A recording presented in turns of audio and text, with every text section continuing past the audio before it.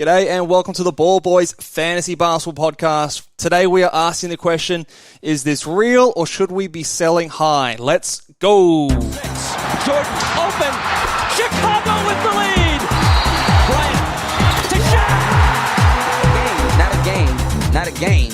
We talking about practice. LeBron James with no regard for human life. Anything's possible. Back out to Allen. His three-pointer. Bang! Curry for three. Wow! Unbelievable. Making it rain in New York. We the North are now we the champions. Not the destination, it's the journey. Mamba out. G'day and welcome to the Ball Boys Fantasy Basketball Podcast, brought to you by Hoopball. I'm your host, Mitch Casey, and you can find me on Twitter at BallBoysNBA and on Instagram at BallBoys Fantasy Basketball. Here once again with my good mate, the fantasy guru, Cal. How you doing, man? I'm doing well, Mitchie, and this is a fun podcast. This is a positive one. We're going to talk about players that have been killing it so far, and their value is obviously a lot better than what you probably would have drafted them. So kudos to all the players we mentioned in this podcast. You've obviously hit one out of the park. Yeah, we've hit our sour note. We've talked about the negative players on the previous podcast and the video. So if you haven't already, check out that podcast. Maybe you've got some of those players and you're freaking out a little bit.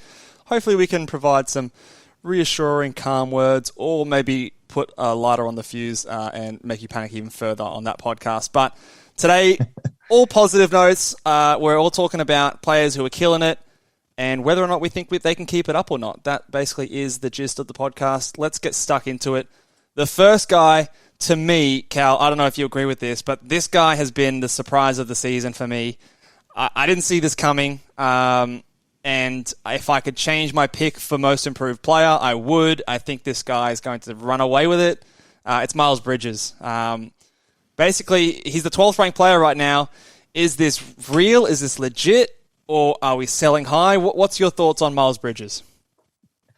I feel like you should try and sell high. Well, let's be honest. You should try. I'm not too sure people will be taking him for what he's ranked at for the 12th. Maybe there is. Maybe. But he has been absolutely killing it. I didn't see it coming. No one else saw it coming. The guy who drafted him in our league is usually pretty clueless. Shout out to him. Oh, come on, Cal. But yeah, he was flying under the radar, and now he's come back. He's gone from pretty much 12 points up to 22, 7 rebounds, 3.5 assists. You know, the steals are really good, really low turnovers. It's really just net positives everywhere, and that's why he's ended up at the 12th rank right now. Like, I think right now we're kind of asking ourselves, is he going to be an all-star? Legitimately, like, this guy is absolutely, he's already got like a Player of the Week award. He's, helping this young Charlotte Hornets roster out. I sit here and I look at the stats that he's putting up. He's shooting 44% from the field. He's shooting 78% from the line. They're not outrageous. That's down from last season. Yeah, that's not outrageous. Like, that looks to me sustainable. Like, it's like when I look at someone and they're ranked ridiculously high, it might be because that they're just shooting the lights out, which shout out to another player that we're going to mention soon. But this guy's percentages look realistic. He's an efficient scorer, and he's actually down, like you said, from the efficiency numbers point of view. The only thing that I can sort of point towards and I say is probably too high is the steal numbers. I don't think he can average over a steal and a half a game. I think that's going to drop down, but I don't know where else he drops off from this. I mean, maybe he doesn't score 22. Maybe it's like 20 points a game with Rozier coming back into the mix a bit more now. But this guy's clearly like basically the number 2 option on this team behind LaMelo. It's sort of those two as number 1 and 2. I think for the most part, this is real. And I think that if you drafted him, congratulations are in order because I think he is the steal of the draft this season. Yeah, it's definitely looking that way. I would be a little bit worried with Rozier coming back, though. I do think the points will come down, just because sharing the load. Terry does like the bomb a bit, and the steals, like you mentioned. So you did touch on that. I think they will come down. But, I mean, if anything, his field goal could come up. His free throw percentage could come up. He was shooting 86% last season. Now he's at 78. So there's even some positives there. Yeah. So it's definitely like a huge win. So well played. In terms of fits, if you wanted to make a trade from maybe punt assists would fit pretty well. He honestly is a pretty versatile, very versatile. like overall kind of guy, isn't he? Like he can really fit anything, which is even better. So if you drafted him as a bit of a sleeper, he should be fitting your build, is what I'm imagining. Yeah. If you're punting points or something, maybe you could just. Look, still then he still is pretty good, isn't he? So yeah. Look, kudos to the Miles Bridges owners. Yeah, I think you could try and sell high and try to get a first round player, or get someone who's close on the fringes there. But I don't know if you'll be able to. So my advice would be just sit back and enjoy the ride with Miles Bridges, because I'm not going to see a huge drop off coming from this player, and didn't think I'd be saying that a couple months ago, so well done. Let's move on to the next guy. We're talking Harrison Barnes. Now, this is another one of those guys who has shot up the rankings and is currently, if my screen will load, the 15th ranked player over on Yahoo, averaging 37 minutes per game, shooting a lofty 49, or basically 50% from the field, 22 points, lots of free throws. What are we doing with Harrison Barnes? Is this real? Is this a sell high? What are we doing? I think it's definitely a sell high at this point. He's never really shown this much. He's obviously heated up. He's shooting pretty well. He is shooting a lot more threes, though, which has buffed up his ranking, and he is shooting really efficiently. He's shooting 43% from the three-point range. Yep. It went up from 4.5 attempts to 6.5 this season. So, I mean, you're getting an extra, 30% more three-pointers attempted. It will kind of definitely go up if you're shooting it efficiently. So that's something to consider. His free throw percentage as well. It's been a bit on and off, but overall it's been pretty good for the season at 86.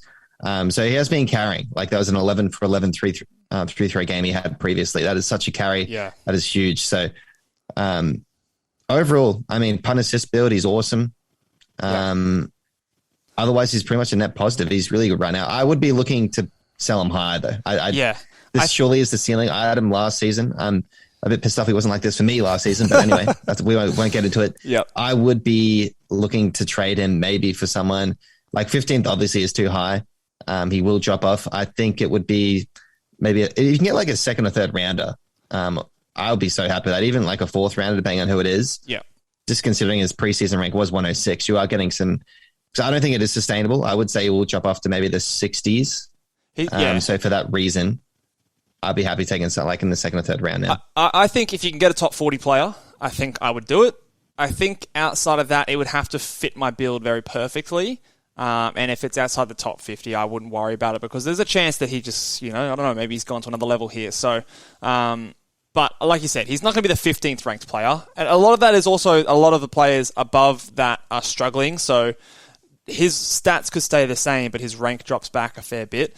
But in saying that, I think the free throw attempts are going to come down. The field goal percentage might come down a little bit, although he's a fairly sort of efficient scorer. I do think that the usage will come down. I think they're going to have to give the ball to De'Aaron Fox a little bit more. Right now, he's kind of stealing a few shots from him at the moment. So I can see that attempts coming down as well. And when you're sort of based a lot on usage and scoring and percentages, that is going to drop your rankings a fair bit. But I do still think that he's been a steal at 106. Like if you drafted him at close to pick 100, then obviously you've got awesome value. He's probably going to be a top 70, maybe a top 60 player come season end. So obviously, great draft pick. We mentioned the guy who drafted Miles Bridges, also drafted Harrison Barnes in our league. So his team's off to a hot start and looking very, very strong. So if you happen to be like our mate here, congratulations, definitely in order. So Vidad, if you're out there, congratulations, mate. Good drafting. Let's move on to the next guy here. I want to get your take here on Carmelo Anthony, who is currently, let me just pull it up right here. He's currently the 31st ranked player on Yahoo. Yep. Is this legit, or are we selling high? Carmelo is back, but I would be selling high. I would definitely be selling high. It's just his 3-point percentage, which is really boosted up. He's shooting a lot. He's hitting about 4 a game, and he's shooting 52% from 3-point range. That has to come down. That is like historic kind of stuff we're talking about here. That surely that's not achievable. It has to. Like, am I not wrong by saying he's going to drop off here? I'll tell you what. I'll give you one of these. Guaranteed. Yeah, guarantee that that's going to drop off. He is not going to shoot this well. And I tell you what he's also not going to do. He's not going to average a block per game as well. I think the three is going to come down. The points are going to come down. The field goal percentage is going to come down as well. And when all those things come down, I would take anything inside the top 100 for Carmelo Anthony, because the other thing is there's a lot of players from the Lakers who are yet to come back. LeBron's obviously out at the moment.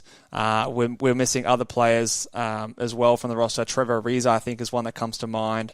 Trying to think. Taylor Horton-Tucker's not in the rotation. They're playing a lot of bench players, and he's one of their sort of few sources of scoring at the moment. So, I just think that this is the textbook sell high player, in my opinion. The obvious of obvious sell highs. Yeah, I agree. He has to come down. But look, 31st so far. I think Dylan swiped him up in our league, so well played. But I think it's time to let go of him. Make a trade. Try and make a trade. Obviously, I wouldn't let go. He just hit 7 threes and hit 29 points. So don't let go and drop him just yet. But I mean for a trade specifically. Try and put some trades out there. Definitely float out there. And if you can get. Look, I wouldn't aim for top 100, but aim higher than that. But realistically, I don't. If we come back at the end of the season, I don't expect to see Melo's name inside the top 100, personally. All right, let's move on to the next player. It is Ja Morant, who came out and is looking like an absolute all-star right now. I'll definitely say that. He's an all-star in my opinion. I think he will be an all-star this season. He started really hot, was a first-round player for the first week or two. He's back now at the 35th ranked player on Yahoo. What are we expecting from Ja Morant moving forward? I still think he's killing it, and I still think he'd be pretty happy. 35th probably is where I think he will land. Yeah. But in terms of the 26 points a game and the 7.2 assists, because there is that much value in those two categories, I think the 35 probably... In terms of your overall value, it should be a bit better than where he is sitting. It's just the free throw percentage, which is hurting you. Yes, turnovers are hurting you. So I guess if you fit him to a good build, you're definitely taking advantage of those huge beefy stats and the points and assists. Yeah, 100%. We did. So last year he was ranked well outside the top 100. He wasn't averaging 20 points per game. The assists were still there, but we've always said with Ja Morant that the issues with him are poor percentages, low threes, the steals aren't excellent either, and high turnovers. So he's a bit of that like Russell Westbrook type in a way. However, he's definitely taken it to another level now that the points have come right up. He definitely has improved his shooting. I think the threes are going to remain a bit higher. I don't know if the assists stay up at 1.6. I can see them dropping down a bit closer to 1.2, sort of a range. So I think that might have a bit of a scope to maybe drop him closer to the 40th ranked player. I think I could see him in the 40s moving forward. But again, the points I think are still going to be there. The assists are still going to be there. It looks like he's getting a lot of rebounds as well. The field goal percentage has improved. So I'm confident to say that this kind of stat profile for Ja is legit. The ranking might reduce from this, but I think this is going to be who we see from Ja. If you could redraft him right now, like where would you select him out of curiosity? If I was in a punt free throw build, I'd take him top 40. If I could do it again. If I'm looking after my free throws and looking after sort of my threes and things like that, then maybe he's sort of outside the top 50. But I think, it depends on the build. But, around that 40 to 50 mark, depending on the build. What would you say? I could even go a bit higher. I could go 30s. Could be convinced. Yeah, fair enough. And I don't think that's a wrong thing to say either. I think it just depends on sort of what you value and where you think it is. It's hard to say now with how things would be jumbled back up. But, we would see.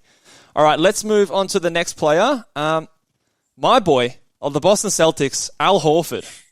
He's gone back in time, it looks like, and he's de-aged himself. He's currently the 8th ranked player in 29 minutes.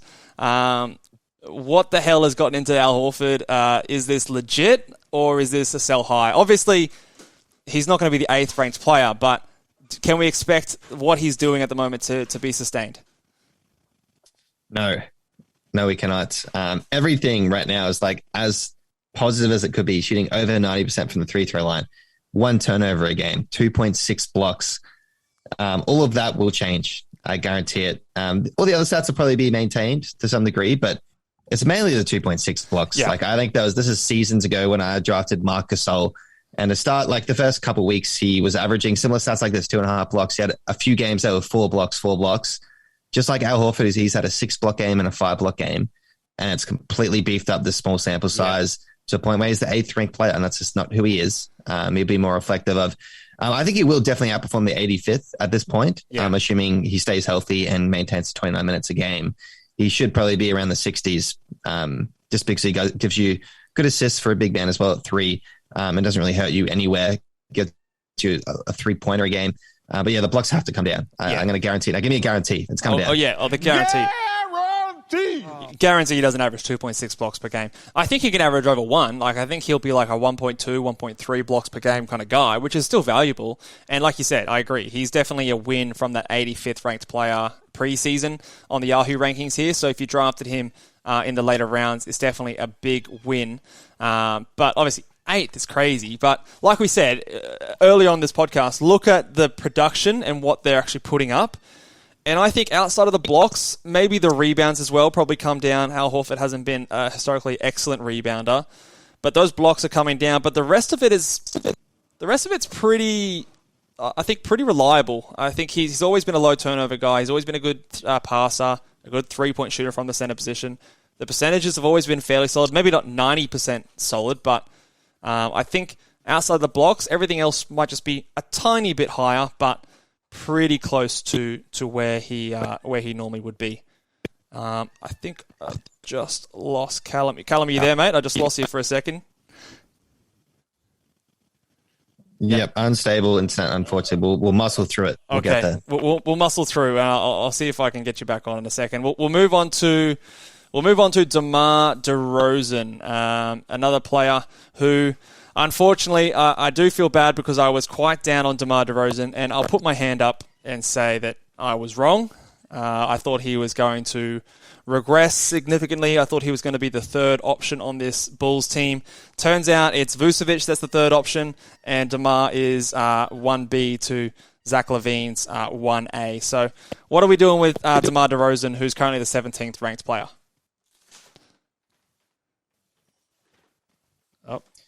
I'm super happy with this if I was an owner. DeMar DeRozan, he was awesome in a punt 3-point build, and 27 points again, that will come down. But I think it's the 3-throw percentage. That's where you're getting your value, right? He's shooting about 8 per game at 86%. That's really, really, really beneficial for any team. Field goal, 50% at about 20%, 20 attempts. Huge. So there's big net positives there. I'm putting onto him. I think this is who he is at this point. Yeah, look, I think at this point of the season, he's had a few huge games. I think last week in particular, he had some games where he went like 15 of 20 from the field, really boosted his numbers, went absolutely crazy. So I think there is a element of he's overperforming what he eventually will, but I think at rank 57, he's going to comfortably beat that. I think he's more of like a top 40 guy than a top 20 guy. So I think, like you said, the points are going to come down. I think that field goal percentage is also going to come down slightly as well. But everything else looks pretty sustainable at this point, and pretty much what we expect him to do. We have seen the assists come down, which we kind of predicted as well. But yeah, I think outside of those points coming down a little bit and the field goal percentage coming down a little bit, I think this is pretty much who we expect DeMar DeRozan to be. So congrats if you were able to draft DeMar against our recommendation. And if you maybe you got him at a better discount. I know I drafted him in one of our mock drafts, actually, in the season. But, I think didn't have him doing this season. Let's talk about one last player because we're getting a bit of dodgy internet going over here. So, last player, I want to talk about Evan Mobley, the rookie sensation in Cleveland. I don't know if you feel the same way here, Cal, but I have been so impressed by what Evan Mobley has done so far. He's the 59th ranked player, starting his NBA career, averaging 15, 8, 2.5 assists, a steal, and 1.3 blocks. Do we think that this is legit? Is this sustainable? Can he get better than this? What are we thinking about Evan Mobley? I'll be so happy. I almost drafted him too. I so regret it now. I forgot who I got over him. Yeah. But Evan Mobley, I definitely should have swiped on him. I was like, I need someone for blocks. I knew he was going to give it to me. But these other stats, I mean, 1 steal a game for a big man is huge. 52% from the field. Yeah. I guess he's not shooting the 3-pointers, so that does go hand in hand. He's only shooting about half there, so that is something to consider. But outside of that, I mean, like for a big man that can hit your free throws, 15 points is that contributes. That's good. That's honestly, that's up there. 8 rebounds. I'll be stoked. If anything, he's only going to get better. He'll get more usage. He's definitely a 34-minute per game guy. That's what he's putting up. Yep. So the stats will be maintained. It's only, the ceiling right now. Let's keep rising. Yeah, I think this, to me, is actually the floor for him. Out of everyone that I've spoken about today in this podcast, I think he is the guy that I'm the most confident on maintaining these numbers and actually improving on them. Because we know that rookies get better as the season goes on. They get more comfortable. They're going to get more minutes and usage. Colin Sexton has now gone down with an injury as well. So there's a lot of usage and points off the court for that Cleveland Cavs team. And this guy has been so impressive, man. Like, for me, he's by far and away the Rookie of the Year. I think I've seen enough to sort of... There was a lot of like Anthony Davis comparisons in the pre-draft process, and I thought they were a bit far out there, but I could see it, but there was a bit of risk. I'm convinced now, man. Like, this guy is a unicorn. His passing ability has really impressed me. His ability to guard out of the perimeter has really impressed me. The fact that he's playing well as a 4 with 2 other bigs on the court next to him as well. Just super impressive. And if I was the dynasty owner of Evan Mobley, I'd be very happy. And if I would to do it over again, I think that he should be the number one. This sounds like I'm reacting very strongly, but I honestly think that he could be the number one rookie from this draft, both in fantasy and real life. Well, there was always the top 3, right? And Jalen Green, who started a bit, hot and cold, as you probably would expect. Yeah. And Cade Cunningham, he's been looking pretty bad, but he's only played a couple games. So you got to give him benefit of the doubt at this point. Yeah. But yeah, Evan Mobley, 100%. He's got to be winning the trophy for rookie right now, 100%. Yeah. I had him as second on my big board pre-draft season, and I was pretty confident in that. I definitely always had him over Green, but yeah, I think maybe he might push Cade Cunningham at this stage with how he's been playing, but we'll see. Obviously, he's still very early, but in terms of this season for fantasy, I think he's going to finish as a top 50 player, would be my guess for Evan Mobley. So again, congratulations if you were able to draft the rookie big man. Well, that'll do it for us today, guys. Make sure if you're on YouTube, give this video a big thumbs up. Make sure you're subscribed. If you're over on Apple Podcasts, chuck a 5-star rating on the podcast. Make sure you go over to the show itself to do your rating so they count. If you do it on the episode, it doesn't come through for whatever weird reason. So go over to the show. Make sure you give us a 5-star rating. Let us know any questions, any players. Give us your lap of victories and your victory laps on the players you drafted. And we'll catch you guys next podcast. Laters.